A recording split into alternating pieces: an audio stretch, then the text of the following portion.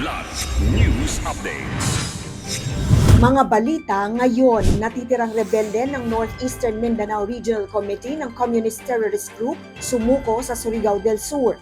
Hiling na hospital arrest ni dating DPWH Secretary Manuel Bonoan, pinagbigyan ng Sandigan Bayan. 7.7 million pesos na halaga ng misdeclared agricultural products na nasabat sa Port of Manila in inspeksyon ng Bureau of Customs.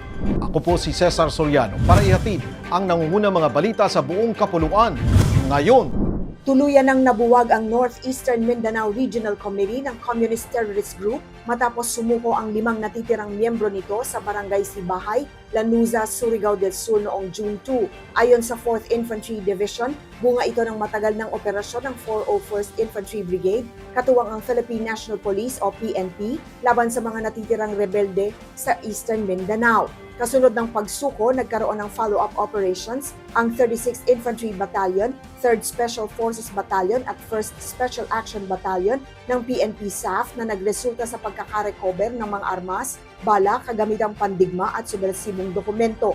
Ayon sa militar, malaking hakbang ito tungo sa pangmatagalang kapayapaan sa Caraga at Northern Mindanao. Kinumpirma ng Philippine National Police o PNP nitong Biyernes, June 5, na partially granted ng Sandigan Bayan 5th Division ang kahilingan ni dating Department of Public Works and Highways o DPWH Secretary Manuel Bonoan na mailagay sa ilalim ng hospital arrest. Ayon sa PNP, nananatili si Bonoan sa isang pribadong ospital at nakatakdang ilipat sa PNP General Hospital sa Camp Crame kapag pinayagan na ng kanyang doktor.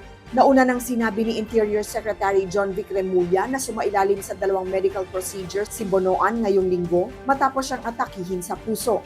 Sa pagdinig noong June 4, ibinunyag ng Sandigan Bayan na dumaranas siya ng acute coronary syndrome, heart failure, hypertension, type 2 diabetes, chronic kidney disease at prostate cancer.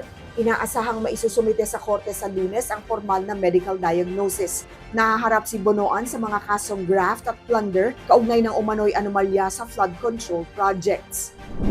Tinatayang 7.7 million pesos na halaga ng misdeclared agricultural products na nasabat ng Bureau of Customs o BOC ang ininspeksyon ni Commissioner Ariel Nepomuceno noong June 5, Biyernes. Ito ay matapos mabisto ang libo-libong kahon ng carrots na itinago sa 4 na container van sa Port of Manila. Dumating ang mga shipment noong March 22 at 25 na idineklarang naglalaman ng noodles, soya wrappers, fish tofu at wakame salad.